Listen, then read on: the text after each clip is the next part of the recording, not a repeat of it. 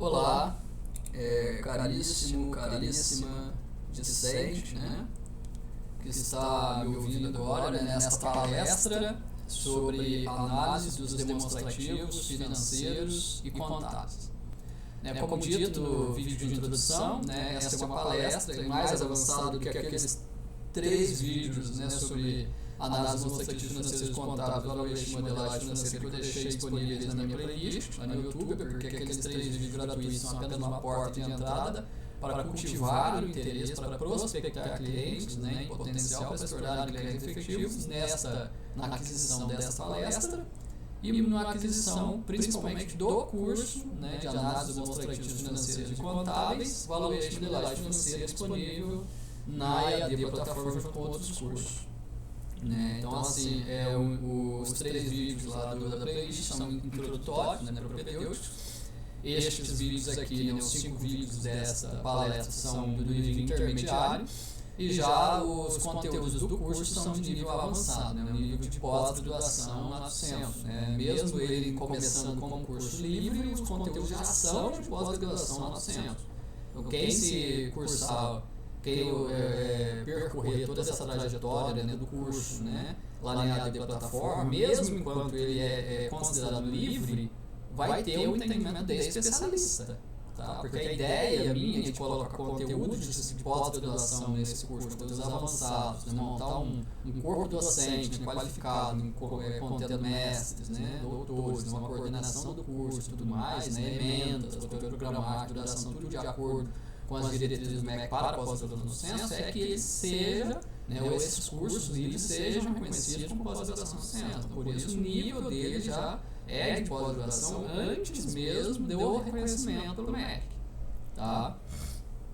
Então, assim, conforme dito no vídeo de introdução, neste primeiro vídeo, desenvolvimento parte 1, né, eu vou começar a entrar, né, na parte propriamente de análise.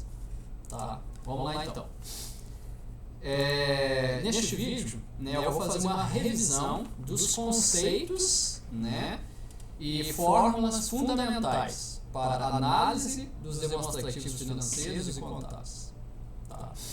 Vou fazer uma revisão sobre como se faz uma análise detalhada dos demonstrativos. Vou também apresentar alguns estudos de caso. E vou fazer um breve encerramento, né? E depois, né, eu vou dar sequência dos vídeos de desenvolvimento, parte 2 e parte 3, né? Focando, aprofundando cada vez mais nessas análises financeiras. Vou começar então por um artigo científico que eu fiz sobre taxa de juros, mas que eu dediquei uma sessão falando de conceitos fundamentais, né, aplicados à taxa de juros, mas que também se aplicam à questão da análise demonstrativa financeira, né? Então, assim, apresentando da forma mais técnica possível, né, os conceitos fundamentais, né, que são aplicáveis tanto para a análise, né, dos demonstrativos financeiros e contábeis, né, serve para valuation, para modelagem financeira, né, para avaliação de taxa de juros, etc. Né, eu vou abordar aqui os principais conceitos fundamentais. Vamos lá. Primeiro, taxa de juros, né? A taxa de juros, ela representa o custo do dinheiro emprestado, né, expresso como uma porcentagem do valor principal. Ela remunera o credor por ceder seus recursos ao devedor e serve como indicador do retorno esperado em investimentos. A taxa de juros pode ser simples ou composta e sua definição precisa considerar fatores como tempo, né, a duração do período de empréstimo impacta diretamente a taxa de juros. Quanto maior o tempo, maior a remuneração do credor. B. O risco, né, empréstimo com maior risco de inadimplência exige taxas de juros mais elevadas para compensar a chance de perdas. C. Liquidez, né, que é a capacidade de converter, né, os ativos em dinheiro, né, sem perdas reais significativas, né. Levando em consideração recursos facilmente acessíveis no mercado, geralmente possuem taxas de juros mais baixas. D. Política monetária, né, bancos centrais influenciam as taxas de juros na economia para controlar a inflação e estimular o crescimento. Segundo conceito, inflação, né? A inflação representa a perda do poder de compra da moeda ao longo do tempo, né? Ela se manifesta no aumento generalizado e constante dos preços de bens e serviços, reduzindo a quantidade de bens que podem ser adquiridos com a mesma quantia de dinheiro. A inflação é um indicador macroeconômico importante e pode afetar diversos aspectos da economia, como renda, investimentos e consumo. 3. Deflação. A deflação é o oposto da inflação, caracterizando-se pela queda generalizada e constante dos preços de bens e serviços. Essa situação pode levar à estagnação econômica, pois reduz o consumo e os investimentos. A deflação é menos frequente que a inflação e exige medidas específicas por parte dos governos e bancos centrais para estimular a atividade econômica. Quarto conceito, taxa de juros efetiva. A taxa de juros efetiva representa o custo real do dinheiro emprestado, considerando a capitalização de juros ao longo do tempo. Ela é calculada levando em conta os juros sobre juros, o que significa que o valor dos juros aumenta a cada período, gerando um efeito exponencial no retorno do investimento. A taxa de juros efetiva é o indicador mais preciso do custo real do crédito que a taxa de juros nominal, pois leva em conta o reinvestimento dos juros. Consiste em uma taxa inflacionada ou deflacionada, dada ou fornecida no mesmo período que ela é capitalizada, ou seja, taxa anual capitalizada anualmente, taxa mensal capitalizada mensalmente, taxa semestral capitalizada semestralmente e assim sucessivamente. Taxa de juros nominal. A taxa de juros nominal é a taxa de juros acordada entre o credor e o devedor no momento da contratação do empréstimo. Ela considera a inflação, ou seja, leva em conta a perda do poder de compra da moeda ao longo do tempo. Por isso, a taxa de juros nominal pode ser o indicador mais próximo do custo real do crédito, especialmente em períodos de alta inflação. Consiste em uma taxa inflacionada capitalizada em período diferente do qual é dada, fornecida. Por exemplo, uma taxa anual capitalizada por mês, ou por bimestre, ou por trimestre, quadrimestre, semestre, assim sucessivamente. Se ela é dada num tempo, capitalizada no outro, ela é uma taxa nominal. E que, por natureza, né, ela é inflacionada. Taxa de juros real. A taxa de juros real é a taxa de juros nominal descontada da inflação. Ela representa o retorno real do investimento, ou seja, o ganho que o credor obtém após considerar a perda do poder de compra da moeda. Consiste em uma taxa deflacionada, efetiva ou nominal, isto é, que é dada, fornecida e capitalizada em quaisquer períodos, né? A equação de Fischer apresentada a seguir, ela permite o cálculo da taxa de juros real. Como é que se calcula uma taxa real, né? 1 mais a taxa de juros real é igual a 1 mais a taxa de juros nominal dividido por 1 mais a taxa de inflação. Por meio dessa forma de Fischer, dá para calcular a taxa real, a taxa nominal e a taxa de inflação. Tendo duas dessas taxas, calcula a terceira. Sétimo conceito, né? Crescimento exponencial da taxa de juros. O crescimento exponencial da taxa de juros ocorre quando os juros são capitalizados. Isso significa que os juros rendem juros subsequentemente, né, gerando um efeito cumulativo que aumenta o valor do investimento a uma taxa cada vez maior. A taxa de juros efetiva reflete esse crescimento exponencial. Oitavo conceito, crescimento linear da taxa de juros. O crescimento linear da taxa de juros pressupõe que os juros são calculados apenas sobre o valor principal inicial do empréstimo e investimento. Nesse cenário, o retorno do investimento aumenta de forma constante ao longo do tempo, sem efeito cumulativo da capitalização. Esse tipo de crescimento é menos comum em finanças, sendo a capitalização de forma predominante. Nono conceito, taxa de juros bruta. A taxa de juros bruta representa a taxa de juros total cobrada pelo credor, sem considerar a dedução de impostos ou taxas administrativas, sem considerar os efeitos tributários, né? Impostos ou taxas, na verdade, serve para 5 espécies tributárias, né? Que é taxas, impostos, contribuições de melhoria, né? Impostos extraordinários de guerra ou contribuições especiais. É o valor nominal acordado entre as partes na contratação do empréstimo. Décimo conceito, taxa de juros líquida. A taxa de juros líquida é o valor efetivamente recebido pelo credor após a dedução tributária, incidente sobre os juros. Ela representa o retorno real do investimento após os descontos obrigatórios. 11º conceito, valor presente líquido, né, o VPL. O VPL é um indicador financeiro utilizado para avaliar a atratividade de um fluxo de caixa futuro. É o lucro líquido no presente. Né? Ele desconta os fluxos de caixa futuros para o seu valor presente utilizando uma taxa de juros apropriada, geralmente a taxa de custo de capital. Projetos com VPL positivo são considerados favoráveis, pois indicam um retorno positivo sobre o investimento. 12º conceito, valor presente bruto, VPB.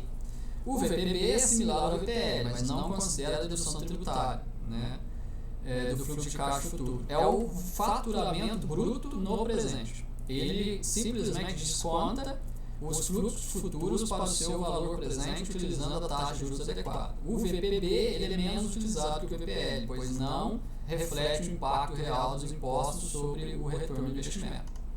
13º conceito, valor futuro líquido, que é o VFL. Né? O VFL é um indicador financeiro que calcula o valor futuro de um fluxo de caixa descontado para o final do período de análise, levando em consideração a taxa de juros e a dedução tributária. É o lucro líquido no futuro. Projetos com VFL positivo indicam que haverá um saldo positivo ao final do período após o pagamento de todos os custos. 14º conceito, valor futuro bruto. O VFB calcula o valor futuro de um fluxo de caixa descontado para o final do período de análise, considerando apenas a taxa de juros, sem descontar impostos e taxas. É o faturamento bruto no futuro. É um conceito menos utilizado, pois não reflete o impacto real dos impostos sobre o valor final do investimento. 15º conceito, capitalização simples. A capitalização simples é um método de cálculo de juros no qual os juros são calculados apenas sobre o valor principal inicial do empréstimo ou investimento. Em cada período, o juros é adicionado ao valor principal para determinar o montante final. Esse método não considera o efeito cumulativo de juros sobre juros, resultando em um retorno menor do que a capitalização composta. 16º conceito, capitalização composta. A capitalização composta é um método de cálculo de juros no qual os juros são calculados sobre o valor principal e sobre os juros acumulados em períodos anteriores. Então isso gera um efeito cumulativo, né? É o chamado juros sobre juros, né? Que aumenta o valor do investimento a uma taxa cada vez maior. A capitalização composta é o método mais comum utilizado em finanças, pois reflete o crescimento real dos investimentos ao longo do tempo.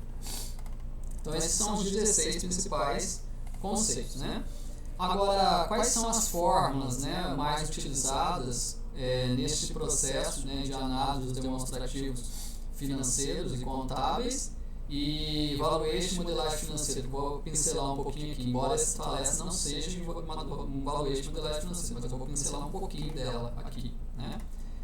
As formas mais utilizadas são, por exemplo, beta combinado. O beta combinado é uma ponderação dos betas individuais, né? Por exemplo, no caso de duas empresas, né, sejam dois supermercados. Então, como é que você calcularia o beta combinado, né, de um supermercado C resultante da fusão de um supermercado A e supermercado B? Então, a gente pegaria o beta do supermercado A multiplicado pelo valor do supermercado A dividido pela soma dos valores do supermercado A e B, né, mais o beta do supermercado B vezes o valor do supermercado B dividido pelo valor das somas do supermercado A e B. Então essa seria uma ponderação. O que eu quero falar sobre o supermercado poderia ser qualquer outro setor. Se for banco, então eu teria que fazer isso relacionado aos bancos. Se for uma indústria, relacionado à indústria. Se for uma universidade, relacionado à universidade. Assim que é feito o cálculo. Mas eu vou apresentar o cálculo passo a passo nos demais vídeos, né? Para se calcular o custo de capital próprio, né, que é o modelo KPM, né, a gente utiliza a forma padrão, que é a taxa livre de risco, né, mais o beta da empresa vezes a taxa de remuneração de mercado menos o prêmio de risco. Essa é a fórmula básica, né? Agora existe a fórmula ajustada, considerando prêmios, né, risco país, inflação, etc. Mas essa é a fórmula básica, né? Taxa de risco mais beta que multiplica, abre parênteses, taxa de remuneração do mercado menos prêmio de risco, fecha parênteses. Essa é a fórmula básica. Esse custo do capital próprio ele deve ser calculado tanto para as empresas no individual, porque para calcular o valor da empresa individual vai precisar calcular o OC, né, a taxa de desconto de cada empresa individual, e para calcular o OC tem que calcular o custo de capital próprio e o custo de capital terceiro, né, de cada empresa. Então isso é feito para empresas individuais. E depois, lá para calcular o valor da empresa combinada, também tem que repetir esse cálculo, né? Vai ter que calcular o OC, né, da empresa combinada, e aí vai ter que calcular o custo de capital próprio combinado e o custo de capital terceiro combinado. E para calcular o custo de capital próprio combinado, a diferença é que vai ser considerado beta combinado e não beta individual, né? Para se calcular custo de capital próprio ou de terceiro individual, utiliza o beta individual. Para calcular custo de capital próprio ou de terceiro combinado, utiliza o beta combinado. Mas a ideia é essa. Taxa de crescimento das empresas, né? Se for calcular para as empresas individualmente falando, a taxa de crescimento individual é igual ao ROE, né, individual. O ROE é o retorno sobre o capital após impostos das empresas, né? Vezes a taxa de reinvestimento das empresas, né? Se for calcular o taxa de crescimento individual, então é o ROE individual e a taxa de reinvestimento individual. E depois, para a empresa combinada, para se calcular a taxa de crescimento combinada, tem que se calcular o ROE combinado vezes a taxa de reinvestimento combinado. O retorno sobre o capital após os impostos das empresas, né, que é o ROE, né? O ROE individual, como é que ele é calculado? O ROE é simplesmente uma relação entre o lucro líquido e o patrimônio líquido, né?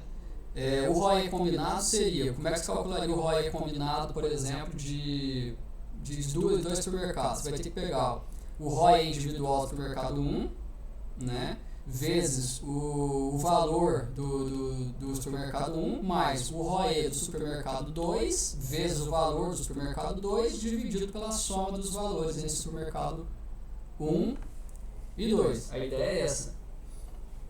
A ideia é essa para se fazer o ROE combinado. Taxa de reinvestimento das empresas, né? A taxa de reinvestimento combinada, né, ela faz a mesma ponderação, né?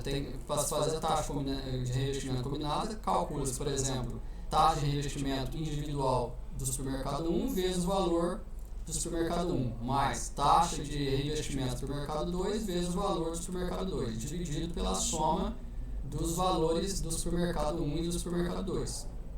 E como é que se calcula o fluxo de caixa livre do acionista combinado, né? Na verdade uma soma dos fluxos de caixa livre dos acionistas individuais. Então, quer dizer, no caso, para calcular o FCLA combinado de dois supermercados, seria o FCLA do supermercado 1 mais o FCLA do supermercado 2. A ideia é essa, né? Para se calcular essas métricas tanto das empresas individuais como das empresas combinadas. Essa é a ideia. Agora, no que diz respeito aos indicadores, né, financeiros, tanto no nível micro como no nível macro, né,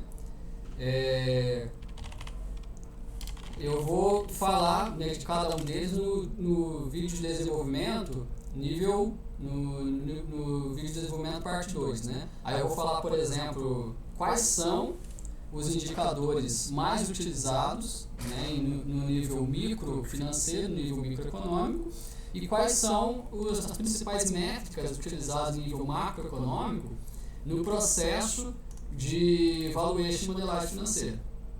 Tá? Então eu vou abordar isso. Né? E lembrando que todas essas métricas, né, elas são úteis, né, e necessárias para se fazer análise de demonstrativos financeiros, né, para todos os níveis de complexidade. Né? Lembrando, envolve também todos os portes de empresas, né, pequeno porte, médio porte, né, grande porte, né, são extremamente úteis também. Agora eu vou falar um pouco, né, focado sobre os tipos de análises de demonstrações financeiras que serão abordadas nessa palestra. Né, o foco dessa palestra não é valuation e modelagem financeira, então não será abordado, por exemplo, a análise das sinergias do goodwill. Essa análise das sinergias do goodwill será explanada em detalhes na palestra de valuation e modelagem financeira. Tem uma palestra específica com essa temática, quem tiver interesse pode adquirir essa palestra específica. Aqui serão focadas as 4 principais análises, né, de demonstrativos financeiros e contábeis. Só não vai englobar a análise das sinergias de goodwill, né? Eu vou pincelar um pouco aqui quais são, né, as principais análises primeiro e depois a gente vai focar nas 4 principais tipos de análise.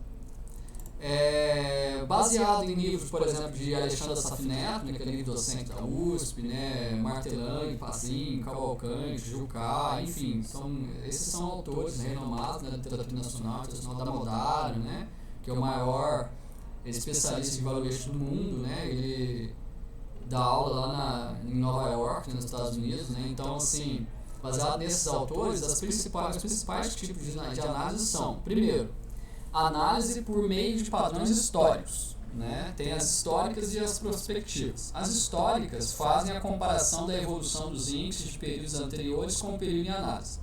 As prospectivas comparam os resultados projetados em função de objetivos e hipóteses de trabalho utilizados no processo de planejamento financeiro da empresa, como os resultados atuais e até mesmo anteriores obtidos, indicando evoluções passíveis de serem aceitas ou não.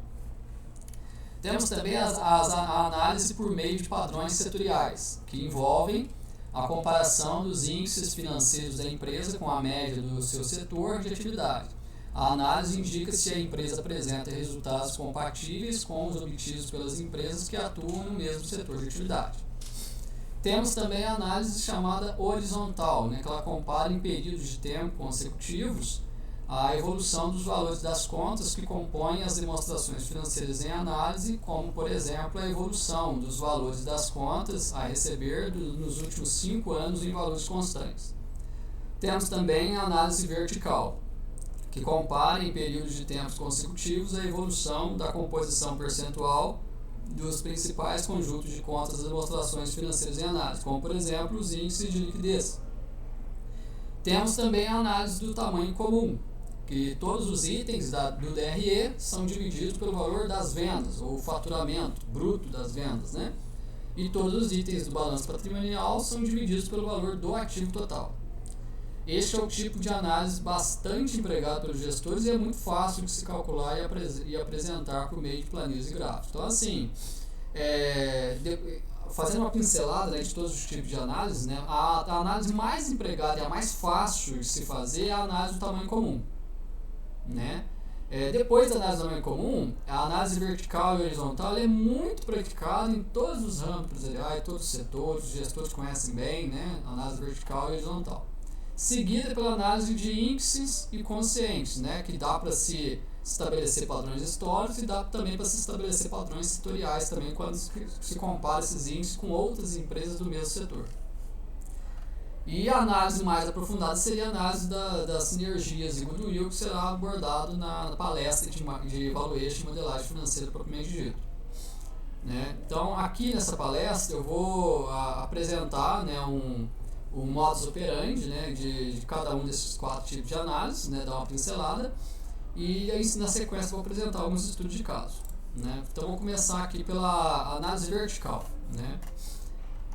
A análise vertical, né, é também um processo comparativo expresso em porcentagem que se aplica ao se relacionar uma conta ou um grupo de contas com um valor afim, um valor-chave, né, relacionável, identificando no mesmo demonstrativo.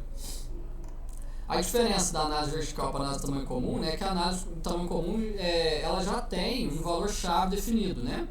A DRE ela é sempre comparada, todas as contas são comparadas com o faturamento das vendas, né? E o balanço patrimonial sempre comparado com o ativo total. Na análise vertical, não. Você, né, que é um gestor, né, e que vai fazer uma análise, você pode definir qual é a conta-chave, qual é o valor-chave que você vai estabelecer como padrão e você vai comparar todas as demais contas em relação a ela. Você pode escolher uma conta específica, por exemplo, lucro ou emitida, né, uma margem, enfim, você vai escolher uma conta-chave e vai relacionar todas as demais em relação a ela. É isso que é feito na análise vertical, mas dentro da própria estrutura da demonstração financeira e não no decorrer do tempo, né? A diferença da análise vertical para a horizontal é que a horizontal é uma análise no decorrer do tempo, a vertical não.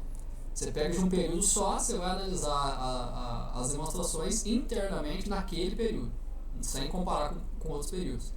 E a análise horizontal é no decorrer do tempo, né? Você vai comparar um período com os anteriores, essa é a ideia da horizontal. Vamos supor, né? Alexandre Assaf Neto, no livro dele de 2012, né, Análise de Balanços, né, ele dá um exemplo, né, hipotético, uma companhia chamada Fracasso. Ele podia ter falado companhia Sucesso, né, ele escolheu o nome de companhia Fracasso, para quem está querendo que a companhia é um fracasso. Tudo bem, isso aí é detalhe, né, é só hipotético. Né, vamos supor uma companhia, como a Alexandre Assaf Neto ele chamou de fracasso. Tá? E nessa análise vertical que ele fez, né, de 3 anos, né, e não importa o ano, né, X1, X2, X3, ele até colocou um código aqui, né, ele estabeleceu como padrão, né, como conta-chave, né, o ativo total. Né, o ativo total ele já é uma conta-chave lá da tamanho comum, então, mas ele selecionou esse mesmo, não tem problema que seja o mesmo, não tem problema. Né. Quando na análise vertical é selecionado o faturamento das vendas para se fazer análise DRE ou o ativo total para se fazer análise do balanço patrimonial, então acaba que a análise vertical ela se torna uma análise do tamanho comum. Né? Que a análise do tamanho comum ela é uma espécie dentro, é um tipo de análise vertical, mas é um tipo de análise vertical que já tem uma conta-chave para se relacionar com as outras contas do grupo de contas. Né? Então ele selecionou, né, o ativo total. Então ele pegou o ativo circulante em relação ao ativo total. O ativo não circulante é em relação ao ativo total. O ativo realizado a longo prazo é em relação ao ativo total. O ativo permanente é em relação ao ativo total. E assim sucessivamente. O passivo circulante é em relação ao ativo total. O passivo exigível a longo prazo, que é passivo não circulante, é em relação ao ativo total. O patrimônio líquido é em relação ao ativo total. Isso em cada um desses 3 anos. Mas isso internamente. A ideia não é comparar de um ano para o outro. A ideia é para fazer internamente. Né? Como é que era todas essas contas em relação ao ativo total em cada um dos anos. E sem problema se fazer análise vertical de vários períodos. Né? Acaba-se que tem, né, nas empresas, como todo período, se você fizer uma análise vertical em todo período, com o tempo você vai acabar tendo, né, uma análise vertical dos períodos. Você vai poder fazer uma análise horizontal baseado nas análises verticais. Olha que interessante. Se você pegar várias análises verticais, uma de cada período, se você fazer uma análise entre elas, você consegue fazer uma análise horizontal sobre as análises verticais efetuadas. Né? Então foi assim que ele fez. E na análise vertical da DRE dessa mesma companhia, né, ele selecionou como valor-chave a receita bruta de vendas. Ou seja, ele transformou essa análise vertical numa análise de tamanho comum. Né? Aí ele pegou, por exemplo, o custo médio, custo de mercadoria vendida, que é o CMV, em relação ao faturamento bruto de vendas. O lucro bruto é em relação ao faturamento bruto de vendas. Despesas operacionais é em relação ao faturamento bruto de vendas.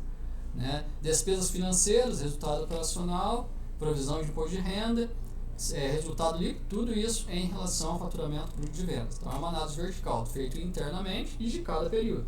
Né? Da mesma forma como foi feita a análise vertical para o balanço patrimonial dessa companhia, ele fez para a DRE também dessa companhia. É assim que é feito.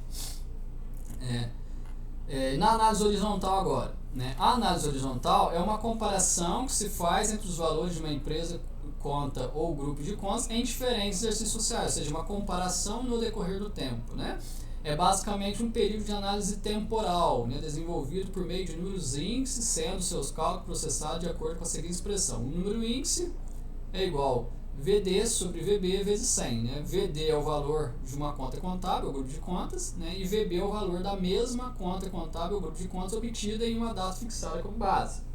Né? Ou seja, se o valor da conta contábil, por exemplo, é lucro líquido do exercício, o VB é essa mesma conta, lucro líquido do exercício, mas na data fixada como base. Normalmente é o ano anterior. Né? Você quer saber qual é o crescimento do lucro líquido desse ano em relação ao lucro líquido do ano anterior, em relação ao lucro líquido de 5 anos atrás, em relação ao lucro líquido de 10 anos atrás. E assim você tem um percentual de aumento ou de redução. Né, para poder analisar o comportamento dessa lucratividade no decorrer do tempo. Essa é a ideia da análise horizontal.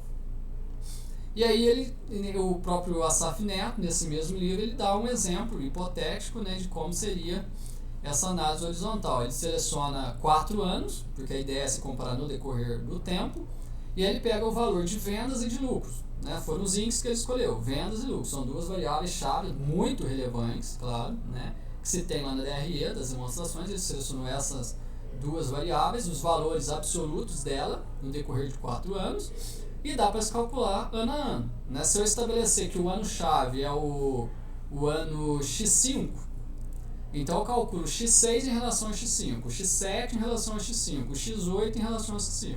Se eu estabelecer que o ano base é x6, então eu calculo x7 em relação ao x6, o x8 em relação ao x6, e assim sucessivamente, para se estabelecer se houve crescimento ou redução, ou se não houve nem crescimento nem redução, se permaneceu a mesma coisa.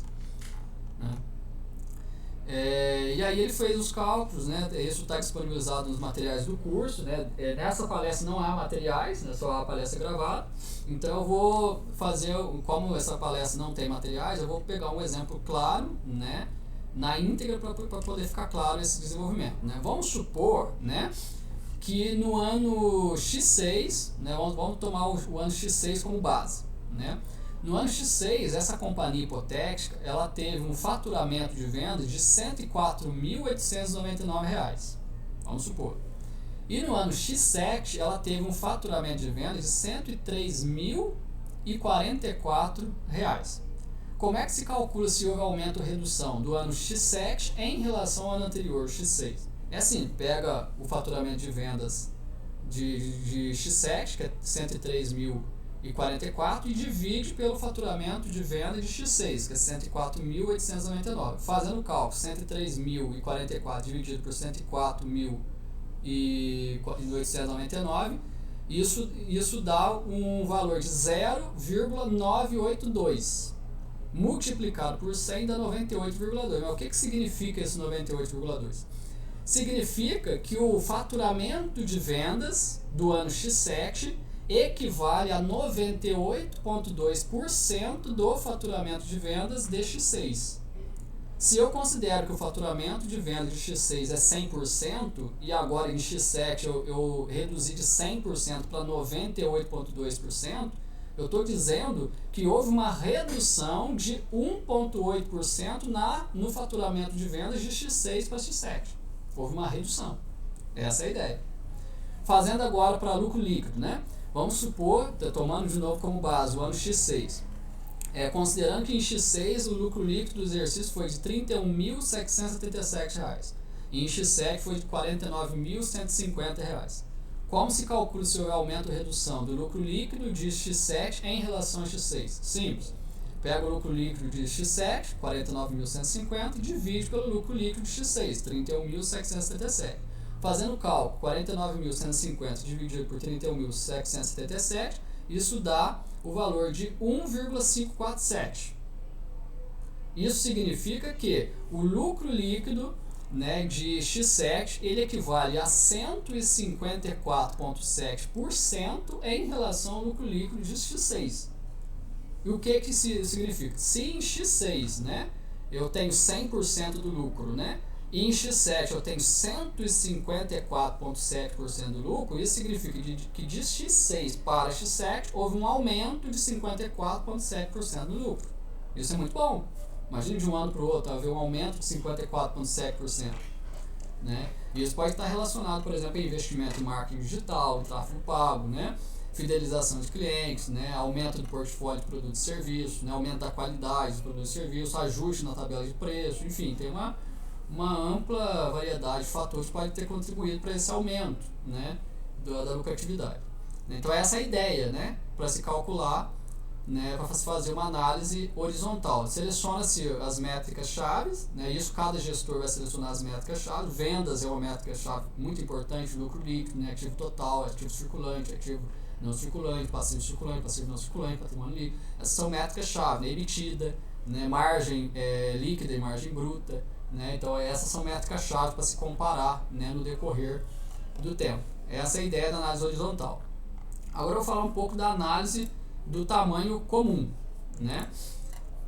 A análise do tamanho comum, né? Todos os itens da demonstração do resultado do exercício, a DRE, são divididos pelo faturamento de vendas, e todos os itens do balanço patrimonial são divididos pelo ativo total. Lembrando, né, a análise do tamanho comum, ela é um tipo de análise vertical. É quando você define na análise vertical que o valor-chave da DRE é o faturamento de vendas, e o fator-chave, o base do balanço patrimonial, é o ativo total. Então, essa é a ideia da análise do tamanho comum. E aí, Bragg e Erhard, né, de 2012, eles dão um exemplo de uma empresa fictícia chamada Microdrive, né, e eles realizam a análise do tamanho comum para a DRE dessa Microdrive, né. Então, eles consideraram lá, por exemplo, a receita líquida, né, na verdade, essa receita de vendas, né, pode ser líquido ou bruto. O normal e mais empregado é a receita bruta. Eles consideraram a receita líquida, sem problema. Então, a receita líquida equivale a 100%, né, da DRE. Se a receita líquida é 100%, quanto que é a CMV em relação à receita líquida? Aí eles calcularam, deu 87,6%. E o EBITDA, 12,4%. Depreciação e amortização, 2,8%. EBIT, 9,6%. Juros, 1,8%. Né? EBT, 8,3%. Imposto de renda CSLL, 3,3%. Lucro líquido, antes da dívida, 5%. Dividendos, 0%, não houve distribuição. E lucro líquido final seria de 5% também. Então, quer dizer, fazendo esse cálculo, então, é comum, dá para se perceber que todas as demais contas abaixo do faturamento foram relacionadas com a conta-chave, que é o faturamento das vendas. Ele considerou o faturamento líquido, normalmente ele considera o faturamento bruto. Não tem problema considerar o líquido também, né?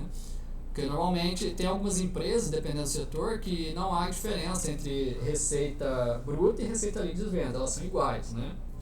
Porque às vezes não tem o IPI, às vezes não é no setor industrial que tem o IPI, que é o posto calculado por fora, né, que aí tem que fazer o faturamento bruto menos o IPI para depois chegar na receita líquida, né, enfim, tem algumas empresas que não tem diferença entre receita líquida e bruta, né, como ele considerou uma empresa hipotética, não sabe nem qual é o ramo da empresa, então por isso que ele não fez questão de diferenciar a receita bruta e líquida, porque nesse caso hipotético não faz sentido.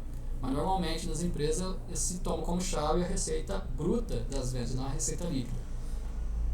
Aí ele fez o mesmo, né, numa análise do tamanho comum para o balanço patrimonial dessa Microdrive, que ele pegou o ativo total, né, que é 100%, aí ele calculou que o caixa equivalente de caixa, né, o disponível, é 1% do ativo total, aplicação no curto prazo 2,2% do ativo total, contas a receber 17,8% do ativo total, estoque 19,8% do ativo total, e assim ele foi calculando, né? Imobilizado 59,2% do ativo total, e assim ele foi calculando.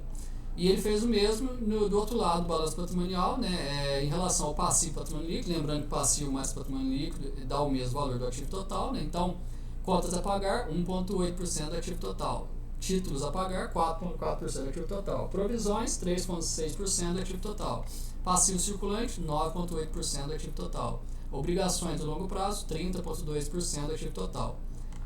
O passivo total 40% do ativo total, ações 0% do ativo total, patrimônio líquido 60% do ativo total, e assim ele fez uma análise do tamanho comum tanto da DRE como do balanço patrimonial dessa Microdrive. Agora, o quarto tipo de análise considerado nessa palestra é a análise por índice ou consciente, né? É também chamada análise fundamentalista, né? É uma análise da estrutura financeira envolvendo o estudo de um conjunto de indicadores operacionais que refletem todas as decisões tomadas com relação ao capital de giro e o seu equilíbrio financeiro, né?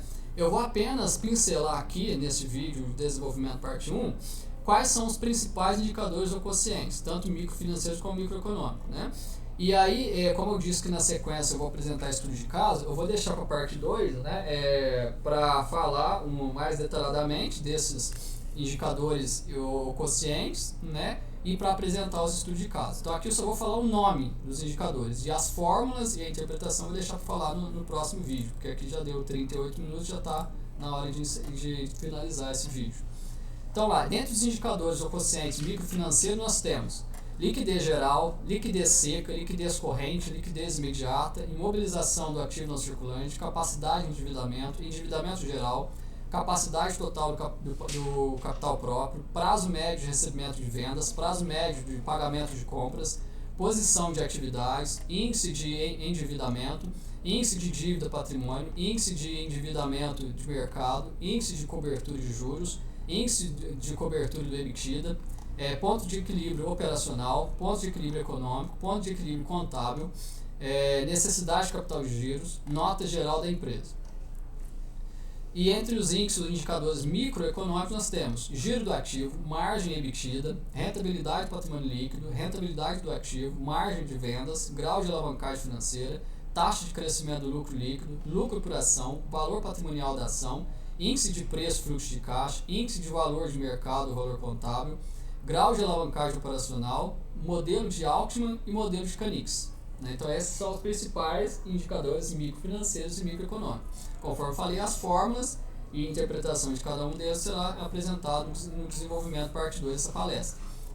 Na sequência serão apresentados alguns casos, estudos de casos, de análise demonstrativos financeiros, estudos de casos reais, utilizando esses dados, e por fim, será feita uma recapitulação dos conteúdos vistos, também um anúncio dos conteúdos do desenvolvimento parte 3 e do encerramento final. Então aqui já deu 40 minutos, já dá para encerrar desse desenvolvimento parte 1.